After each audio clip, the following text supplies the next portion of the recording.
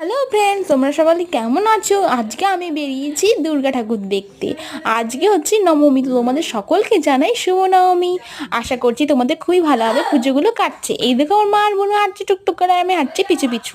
পুজোতে বৃষ্টিও খুব একটা হয়েছে।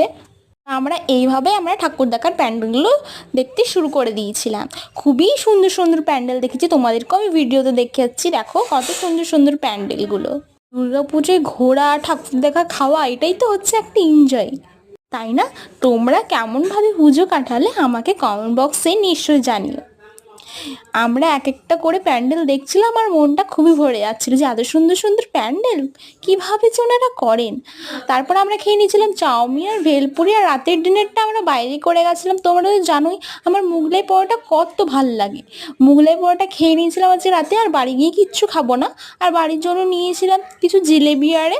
তো এইভাবেই আজকের আমার দিনটা কেটে গেল বন্ধুরা। তোমাদের সকলকে জানাই পুজোর অনেক অনেক শুভেচ্ছা।